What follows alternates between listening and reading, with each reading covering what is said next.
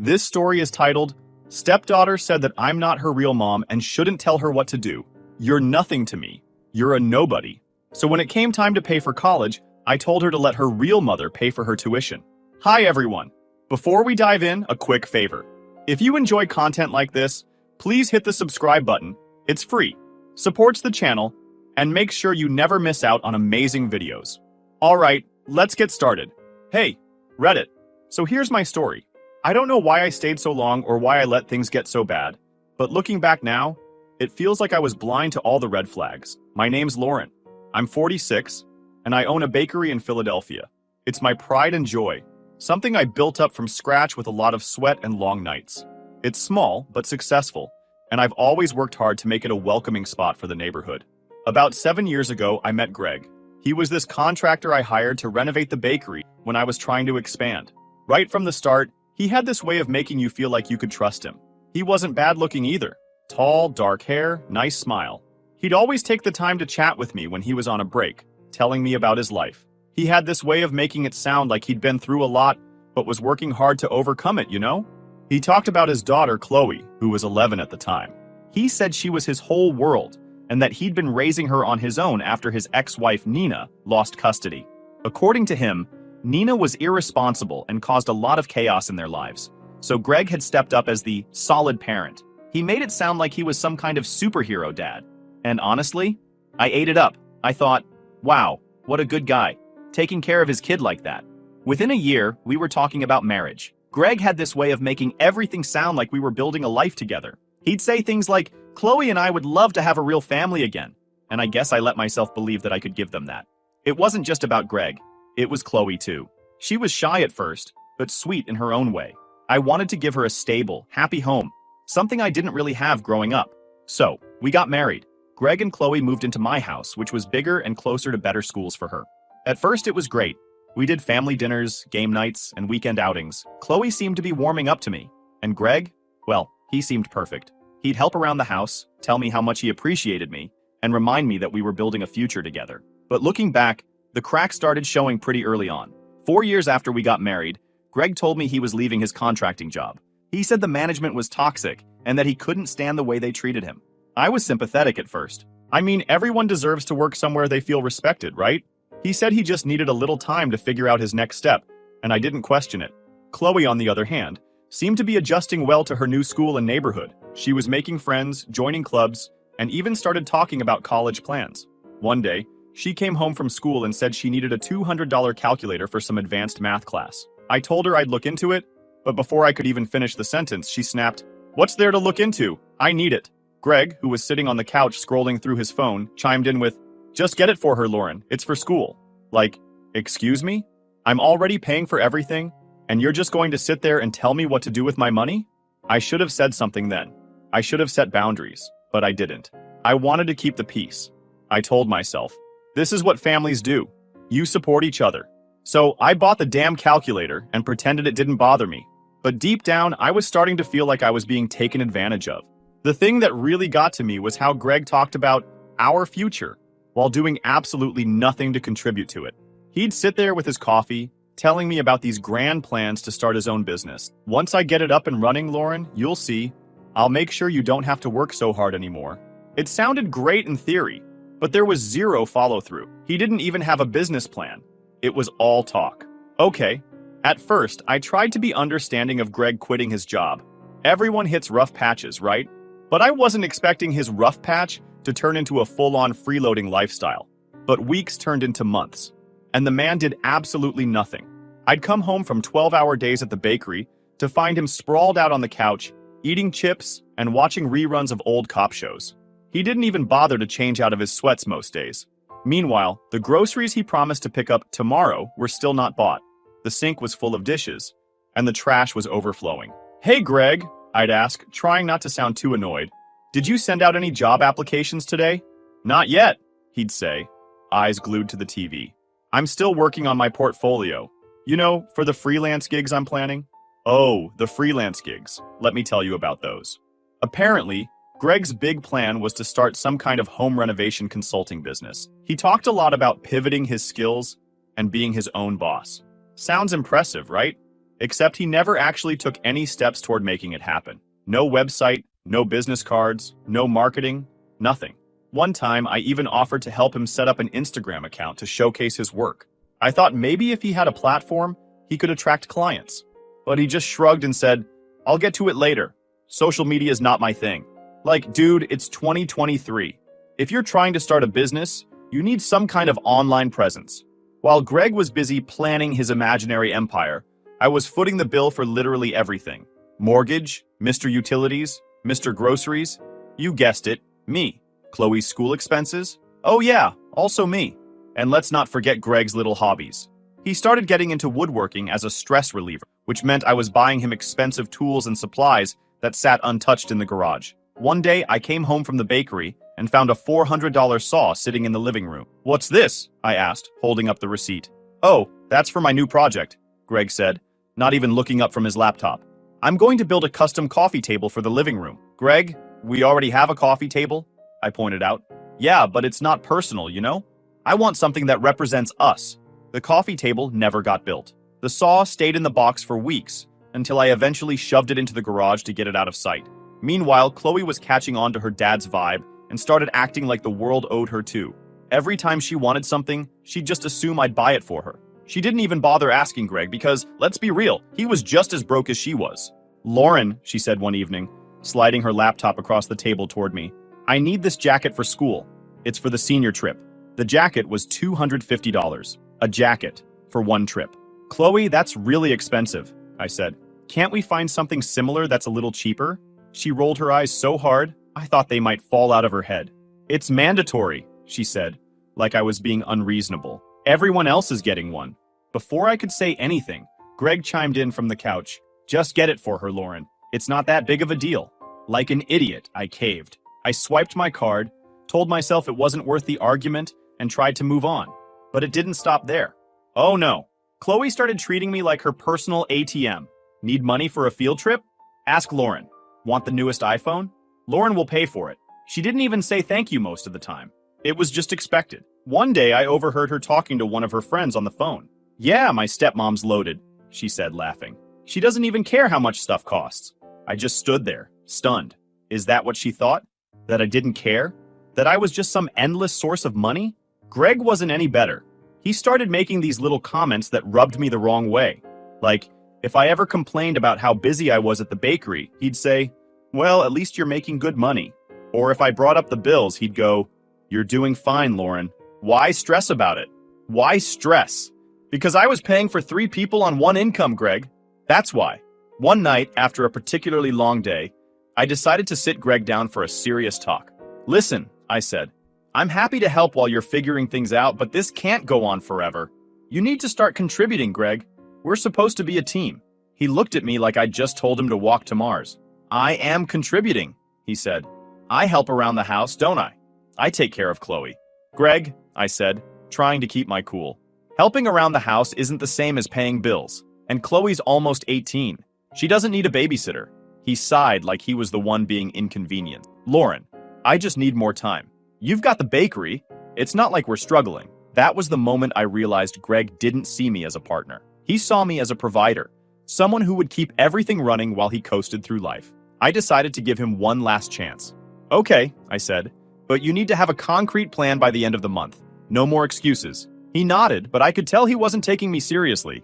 And surprise, the end of the month came and went with no plan, no job, and no change. I started feeling trapped, like I was carrying the weight of the entire household on my back while Greg and Chloe just sat there, taking advantage of me. I loved my bakery, but it felt like all the joy was being sucked out of my life because I was working so hard to support 2 people who didn't appreciate me. When I look back, I should have put my foot down sooner. But at the time, I kept telling myself it was just a phase, that Greg would snap out of it, that Chloe would grow up and start acting responsibly. I wanted so badly for us to be a happy family that I ignored all the signs that it wasn't working. But things were about to get a whole lot worse. By the time Chloe's 18th birthday rolled around, I was so desperate to keep the peace in our house that I didn't even realize how much I was bending over backward for people who didn't give a damn about me. Chloe had been dropping hints for months about how her birthday needed to be epic because it was the big one. You know, turning 18 and all. She wanted it to be the kind of party her friends would talk about for weeks. "Lauren, "Can we have the party at the bakery?" she asked one evening while scrolling on her phone. "It's like super cool, and my friends are always saying how classy it looks." Classy? Sure, but classy doesn't come cheap. I hesitated for a moment, knowing full well this would cost me more than I was comfortable spending. Before I could even answer, Greg chimed in, "Come on, Lauren. It's her big day. Let's make it special." This man, who still hadn't lifted a finger to contribute financially, was pushing me to throw an extravagant party? But like a sucker, I agreed. I told myself it was for Chloe, not Greg, and that maybe this would help us bond more. Big mistake. I went all out for the party. I closed the bakery for the evening, hired a local band to play live music, and ordered these gorgeous custom cupcakes with edible gold accents. I even let Chloe pick out the decorations, which included some ridiculous balloon arch that cost nearly $500. But hey, I wanted her to feel special. In the days leading up to the party, Chloe was buzzing with excitement. She kept talking about how her friends were going to love it and how it was going to be the best night ever. I asked her for a guest list so I could plan accordingly, but she kept brushing me off. "Don't worry about it, Lauren," she'd say. "It's just a small group of friends." I should have known better. The night of the party, I showed up early to make sure everything was perfect. The bakery looked stunning, and I was actually kind of proud of what I'd pulled off. Chloe arrived about an hour later, dressed to the nines in a designer dress I had bought her. She looked amazing, and I could tell she felt like a queen. Her friends started trickling in, and soon the place was packed, not just with her classmates, but also with random people I'd never even heard of. It was chaos. Kids were running around, snapping selfies, and blasting music louder than I was comfortable with. But Chloe looked happy, and I figured that was the point. Then, just as I was starting to relax, she walked in. Nina, Chloe's mom. I knew it was her the second I saw her. She had this air of entitlement, like she owned the place. She was wearing this gaudy outfit that didn't match the vibe of the party at all, and her lipstick was smeared like she hadn't checked a mirror all night. She walked right up to Chloe, arms wide open, and yelled, "There's my baby girl!" Chloe froze for a second, glancing nervously at me, but then she hugged her mom like nothing was wrong. "Mom, you made it," she said, smiling. Made it? I hadn't invited her. I didn't even know Chloe had invited her. But there she was, acting like she belonged. I tried to keep my cool, but my heart was racing. I walked over to Greg, who was standing in the corner sipping a soda like he was a guest at someone else's party. "Greg," I said quietly, "did you know Nina was coming?" He looked at me like I'd just asked him if the sky was blue. "Of course I did," he said. "Chloe told me she wanted her mom here. I didn't think it'd be a big deal." Not a big deal? The woman hadn't shown up sober to a single event in years, and now she was at my bakery, crashing a party I paid for? I was furious, but I didn't want to cause a scene. Not yet. I tried to avoid Nina, but she made that impossible. She was everywhere, hugging Chloe, chatting with her friends, and loudly telling stories about how she used to throw parties just like this when Chloe was a kid. It was infuriating. Then, as if she hadn't already made her presence loud enough, she walked up to my table where I was sitting with Greg and Chloe and said, "This is my spot. Move." I stared at her, trying to process what she'd just said. "Excuse me?" I replied. "This is my daughter's party," she snapped. "I'm her mother. I should be sitting next to her, not you." I looked at Greg, hoping he'd step in, but as usual, he just stared at his drink like it was the most interesting thing in the world. Chloe, who was sitting next to us, didn't say a word either. She just looked down at her phone, pretending not to notice. "I'm not moving," I said firmly. "There are plenty of empty seats. Feel free to pick one." Nina's face turned red. "Oh, look at you," she sneered. "The big bad stepmom who thinks she can replace me. Guess what? Money can't buy love." Before I could respond, she grabbed a plate of food off the table and hurled it onto the floor. The sound of breaking glass echoed through the room, and everyone stopped talking. It was dead silent. "Get out," I said, my voice shaking with anger. "You're not welcome here." Nina laughed like I'd told a joke. "Oh, you think you can kick me out? You're nothing, Lauren. Nothing." I signaled to the bakery's security staff. Yes, I had security, because I wasn't stupid enough to think a party full of teenagers wouldn't need supervision. They escorted Nina out while she screamed and caused a scene in front of all the guests. Chloe looked mortified. And Greg? He still didn't say a damn word. After Nina was gone, the party felt tense. Chloe tried to play it off, but you could tell her friends were uncomfortable. The whispers started. "Did you see her mom? I can't believe that just happened." People left early, and Chloe barely spoke to me for the rest of the night. When we got home, I tried to talk to her. "Chloe, I'm sorry about what happened tonight, but she cut me off. This wouldn't have happened if you just let her sit with us. You made it worse. I couldn't believe what I was hearing. After everything I'd done to make her birthday special, she was blaming me for her mom's behavior? I looked at Greg, hoping for backup, but he just muttered, "Let's talk about this tomorrow." After the disaster that was Chloe's birthday, you'd think Greg might have stepped up and at least tried to show some appreciation or support. Nope. Instead, he doubled down on being the most entitled, lazy, and delusional person I've ever met. By this point, I wasn't even angry. I was just exhausted. Mentally, emotionally, financially, exhausted. Things hit a new low when Greg decided he was going to help out by taking over some of the household chores. At first, I thought, finally, he's doing something. But of course, it didn't last. For about a week, he'd occasionally do the dishes or vacuum the living room, but then he started complaining about how draining it was.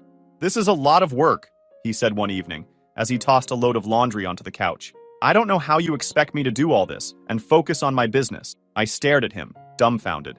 "Greg, I've been doing all of this and running a business for years." "What are you talking about?" He shrugged. "Yeah, but you're used to it. This is new for me." I couldn't even respond. What was there to say? The man was allergic to responsibility. And then there was Chloe. If Greg was a freeloading mooch, Chloe was quickly becoming his protege. She'd picked up on his attitude and ran with it. She wasn't just asking for things anymore. She was demanding them. One evening, she came downstairs and announced that she needed new furniture for her room. Not just a desk or a chair. She wanted a full makeover. New bed, new dresser, new everything.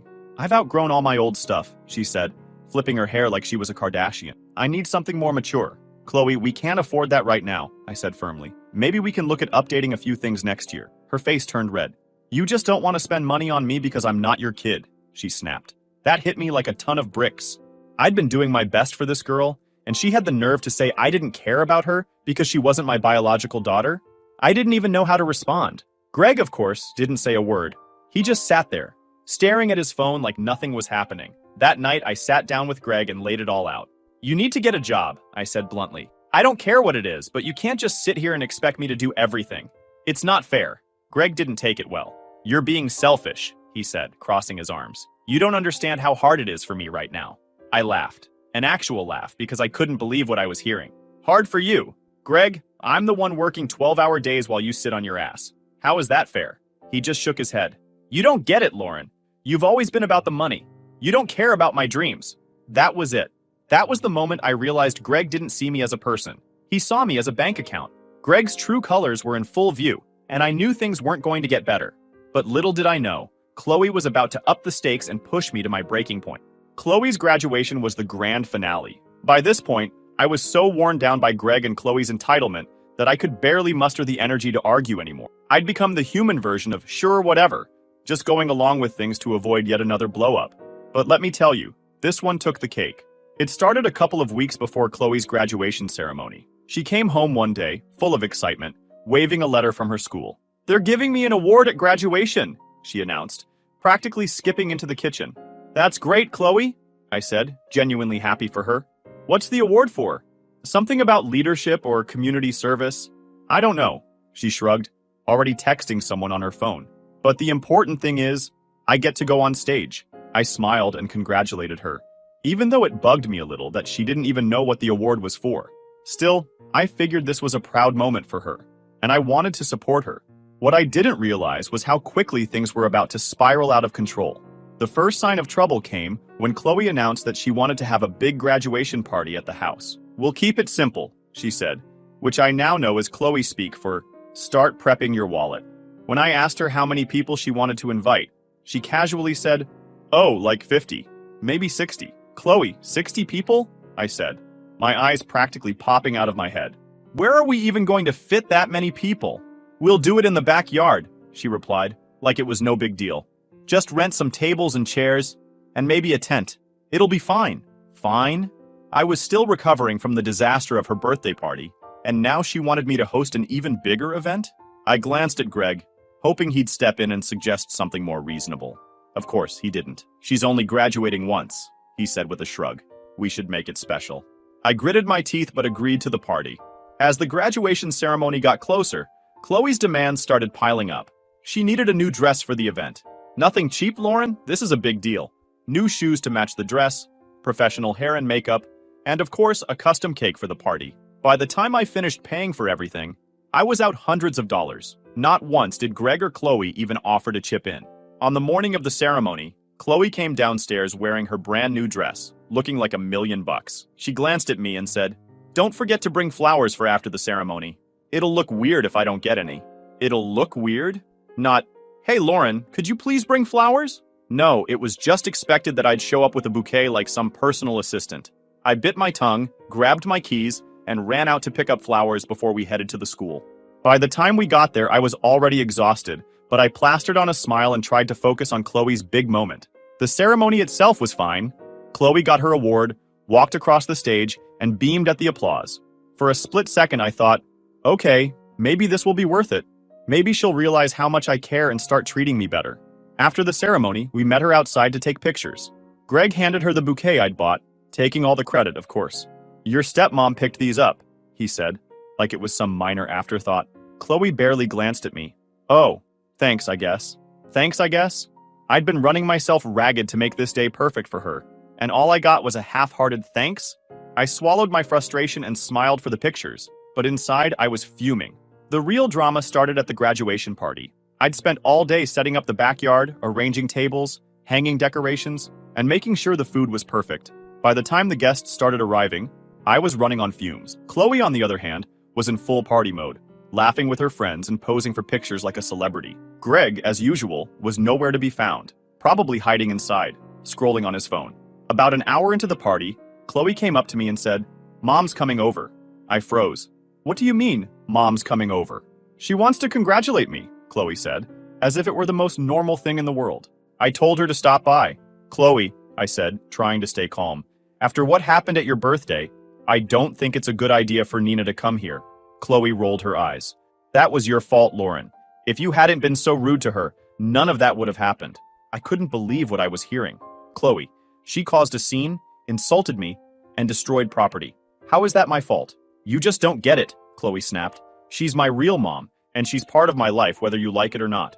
I turned to Greg, hoping he'd back me up. Instead, he shrugged and said, "Let's not make a big deal out of this. It's her day." I'd spent weeks planning this party, paid for every single thing, and now I was supposed to let his ex-wife waltz in and ruin it? Absolutely not. "Nina is not coming into this house," I said firmly. End of discussion. That was all Chloe needed to lose it. "You're not my mom!" she screamed, loud enough for the entire party to hear. "You're nobody! Who do you think you are, telling me what to do?" The party went dead silent. I could feel everyone staring at me, waiting to see how I'd react. Greg just stood there, staring at the ground like a coward. "I'm the person who paid for this entire party," I said, my voice shaking. "I'm the person who's been supporting you for years, while your father sits on his ass. And if you can't respect me in my own home, you can leave." Chloe's face turned red with anger. "Fine! I don't want to be here anyway!" She stormed off, dragging a group of her friends with her. The rest of the party fizzled out after that. Guests made awkward excuses and left, leaving me alone in a backyard full of half-eaten food and overturned chairs. Greg finally came outside, but instead of apologizing, he blamed me. "You didn't have to escalate things," he said. "You could have just let her have this one day." I couldn't believe what I was hearing. "Greg, she humiliated me in front of everyone and you did nothing." Again, he shook his head and walked back inside, leaving me to clean up the mess. A few weeks after Chloe's graduation fiasco, things in the house were tense, to say the least. Chloe barely spoke to me, which honestly was a bit of a relief. When she did, it was usually to complain or throw in a passive-aggressive comment about how I ruined her party. Greg wasn't much better. If he wasn't completely ignoring me, he was muttering things under his breath about how I needed to be more understanding. But the real storm hit when Chloe got the letter she'd been waiting for, her acceptance to NYU. She came bursting into the house one afternoon, waving the envelope around like she'd just won the lottery. "Lauren, Dad, I got in!" she screamed, practically jumping up and down. "That's great news," I said, genuinely happy for her. I figured, after all the drama, maybe this could be a turning point. Maybe she'd start taking responsibility and working toward her future. Silly me. Greg hugged her, grinning like a proud father. "I knew you could do it, kiddo." Chloe turned to me with that all-too-familiar smirk. "So, Lauren, when can we talk about tuition?" The room went quiet. I blinked at her, caught off guard. "Tuition?" I asked. "Chloe, NYU is expensive. Have you looked into scholarships or financial aid?" She rolled her eyes. "I got some aid, but it's not enough." I figured you'd help cover the rest. I mean, you've got the money. I looked at Greg, expecting him to step in and explain how college expenses weren't just my responsibility. Instead, he nodded like it was already a done deal. She's right, Lauren. You can afford it. That was the moment I realized they'd been planning this behind my back. Greg had probably been feeding her the idea that I'd just opened my wallet, no questions asked, like I always did. But this? Paying tens of thousands of dollars for a kid who had spent the last year treating me like garbage? No way. Chloe, I said, trying to keep my voice calm. I'm really proud of you for getting into NYU, but I can't just write a blank check for your tuition. Have you considered getting a part-time job or looking into more scholarships? Her face turned red. A job? Are you serious? How am I supposed to focus on school if I'm working all the time? Plenty of students work while they're in college, I replied. It's a good way to build responsibility. Greg cut in before she could respond. Lauren, come on, she's just a kid. You don't want her to struggle, do you? A kid? I shot back. She's 18. And let's be real, Greg. She's old enough to know better than to expect me to cover this without even asking. Chloe crossed her arms and glared at me. You're just trying to punish me because of the graduation party. I stared at her, stunned. Punish you? Chloe, this has nothing to do with the party. This is about money. And the fact that you and your dad seem to think I'm a bottomless ATM? Greg threw up his hands. Oh, here we go again. Everything's about money with you, Lauren. Life isn't fair, Chloe muttered under her breath. I turned to her, my patience wearing thin. You're right, Chloe. Life isn't fair. But that doesn't mean you get to dump all your responsibilities on me. If you want to go to NYU, you need to figure out how to make it happen. The conversation didn't end there, of course. Chloe stormed off to her room, slamming the door so hard it rattled the windows. Greg sat on the couch, sulking like a teenager. For the next few days, the house was a war zone. Chloe wouldn't even look at me, and Greg kept dropping passive-aggressive comments about how I was letting the family down. One night, Greg finally decided to confront me. You're being selfish, Lauren, he said, standing in the kitchen while I washed dishes. This is her future we're talking about. I turned to face him, my hands still wet. Greg, don't you dare call me selfish. I'm just realistic. She's your stepdaughter, he said, like that was supposed to mean something. You're supposed to support her. She's only my stepdaughter when it's convenient for you, I shot back. Every other time I'm just Lauren, the woman who's not her real mom. Well, not anymore. Greg looked at me like I just slapped him. What's that supposed to mean? It means I'm done, I said, wiping my hands on a towel. I'm done being taken for granted. If Chloe wants to go to NYU, she can figure it out with her real mom. The next day, Chloe came downstairs with a new tactic, guilt. She sat at the table, looking teary-eyed, and said, Lauren, I'm sorry if I hurt your feelings. I didn't mean to make you feel unappreciated. For a split second, I almost believed her. But then she added, I just think it's really unfair that you won't help me. You've always said you wanted to give me a better future. Isn't this part of that? I sighed, sitting down across from her. Chloe, I do want you to have a good future, but I also want you to learn how to take responsibility for yourself. Life isn't about expecting other people to bail you out. She sniffled dramatically, clearly trying to turn on the waterwork. I can't believe you do this to me. You're ruining my chances at New York University. No, Chloe, I said firmly. You're ruining them by refusing to take any responsibility. You've spent months treating me like I don't matter, and now you expect me to pay for your tuition? That's not how it works. A few days later, Greg tried one last time to pressure me. Either you pay for Chloe's education, he said, his arms crossed like he was delivering an ultimatum, or I'm filing for divorce. I stared at him, completely unfazed. Okay, I said. File for divorce. He blinked, clearly not expecting that response. You don't mean that. Oh, I mean it, I said, crossing my own arms. In fact, I'll call a lawyer tomorrow. For the first time in months, Greg was speechless. He stormed out of the room, slamming the door behind him, while I sat there feeling oddly calm. When Greg and Chloe left, I thought I'd feel a little guilty. But as I watched them pack up their things and walk out the door, the only thing I felt was relief. For the first time in years, my house was quiet, peaceful. Greg didn't make a big scene when he left, which honestly surprised me.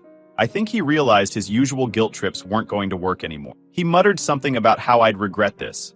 Chloe, on the other hand, made sure I knew exactly how she felt. This is why no one likes you, she snapped as she hauled a suitcase down the stairs. You're selfish and controlling, and you'll end up alone. I didn't even bother responding. What was the point? She'd already made it clear how little she respected me, and I wasn't about to waste my breath trying to change her mind. Instead, I stood in the doorway and watched as they loaded their stuff into Greg's car. The divorce was finalized quickly, thanks to the prenup I'd insisted on. Greg tried to contest it, claiming he deserved a share of the bakery. My lawyer shut that down fast. I heard bits and pieces about them through mutual friends. Apparently, they were living in a tiny apartment across town. Greg was trying to restart his contracting business, but it wasn't going well. He'd burned a lot of bridges in the industry, and word had gotten around about his poor work ethic. Chloe, meanwhile, had deferred her enrollment at NYU because she couldn't afford the tuition. She was working at a mall, complaining to anyone who would listen about how unfair her life was. One day, I got a message from Chloe. It was short and clearly written in a hurry. "I'm sorry for everything. I didn't mean to hurt you. Can we talk?" I stared at the message for a long time, debating whether or not to respond. A part of me wanted to believe she'd finally realized how unfair she'd been, but another part of me knew better. Chloe wasn't reaching out because she cared. She was reaching out because she needed something. Money, most likely. I decided not to respond. I wasn't interested in reopening that door. A few weeks later, Greg tried his luck. He called me one evening while I was at the bakery, working on plans for the grand opening of the second location. "Hey, Lauren," he said, his voice dripping with fake sincerity. "I just wanted to check in. How are you doing?" I almost laughed. "What do you want, Greg?" I asked, cutting straight to the point.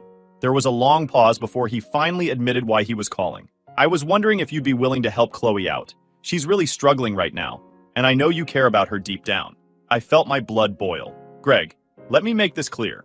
Chloe is not my responsibility. I'm done. If she's struggling, that's on you. And her." He tried to argue, but I wasn't having it. "Goodbye, Greg," I said, hanging up before he could say another word. That was the last time I heard from them. And here, my story ends. Thanks for reading, Redditors. And remember, never let anyone take advantage of your kindness. You deserve better.